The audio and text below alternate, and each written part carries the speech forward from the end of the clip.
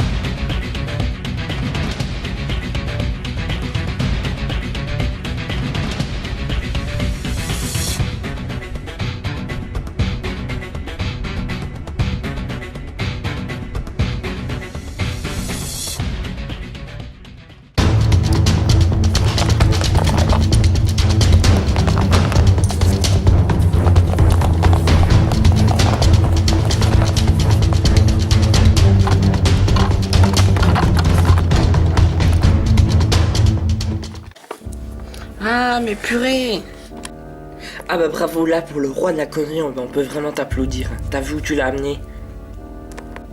Bah tu sais, en même temps, tu voulais que je parte par où? J'avais pas le choix. Soit j'allais par là, soit je me faisais bouffer. Ouais, bah en attendant, Faos, il est dans le village, là, maintenant. T'as tout réussi. T'as fait rentrer Faos. Qu'est-ce que j'entends? J'ai rêvé? Ou je vous ai entendu dire Faos?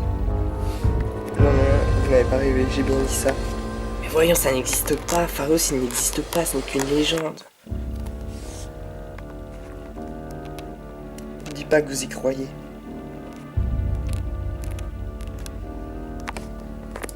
Eh bien, à vrai dire, si. Car nous l'avons vu de nos propres yeux. D'ailleurs, il est ici, dans le village, quelque part. Nous ne savons pas exactement où. Mais il est ici dans le village et il a disparu. Mais c'est totalement impossible. Chérie, qu'est-ce que tu fais? Je discute avec ces gens qui se sont perdus. Vous êtes perdus? Mais comment avez-vous fait? Très longue histoire. Faos. C'est tout ce que je peux vous dire et il est ici dans le village. Quoi? Non, c'est pas possible. Tu vois chérie, je t'avais dit qu'il existait. Mais c'est pas possible, voyons. Réfléchis. Comment est-ce que ça pourrait exister? C'est qu'une légende, voyons. Oui, c'est ce qu'ils disent tous. Venez dormir chez nous. Vous serez en sécurité pour la nuit, car elle commence à tomber. Ok madame, merci. Bah venez, nous habitons la maison là. Venez les enfants, dépêchez-vous.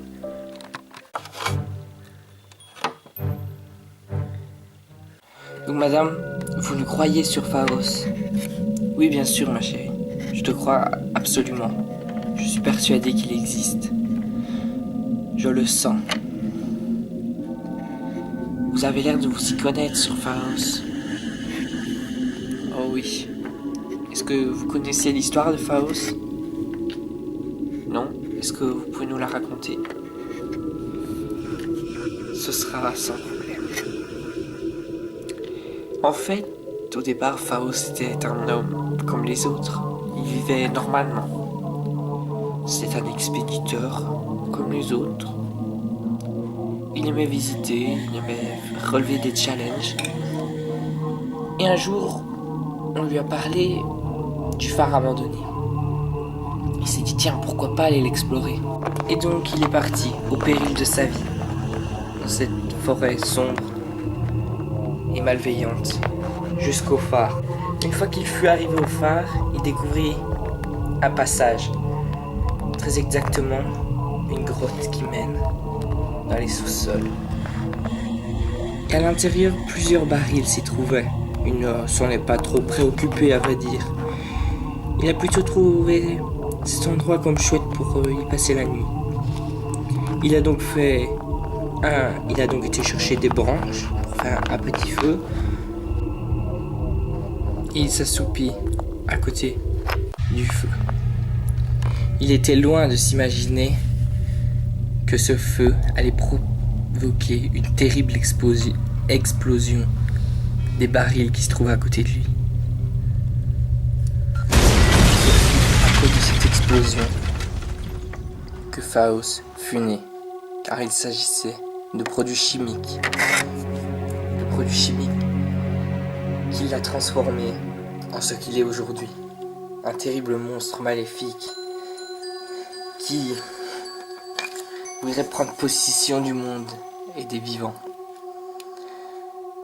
Et c'est d'ailleurs pour cette raison, car il a brûlé avec ses produits chimiques, qu'aujourd'hui le seul moyen de le tuer est le feu. Et c'est vraiment horrible ce qui lui est arrivé. Oui, Faust n'en pouvait absolument rien de sa transformation. Tu me l'as jamais raconté cette histoire. C'est normal, tu m'aurais jamais cru. Bien, je vous remercie, madame. Nous allons nous coucher car il faudra que nous levions très tôt pour ramener absolument Faust quelque part où plus de gens seront en sécurité, car ici nous vous mettons en danger. Nous allons aller nous coucher. Vos chambres sont là-bas au bout du couloir. Merci, madame. Je prends cette couchette, moi. Bah, je vais prendre l'autre alors. Bonne nuit, Daphné. Bonne nuit, Florian.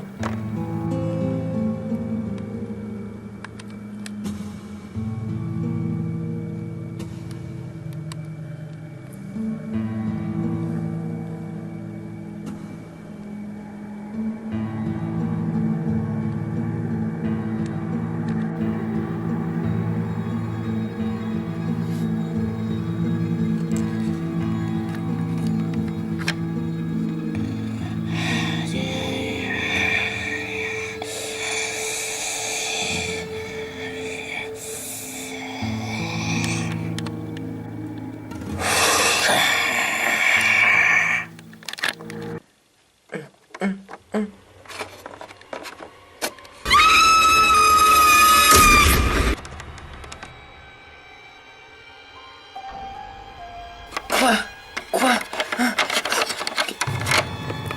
Que s'est-il passé?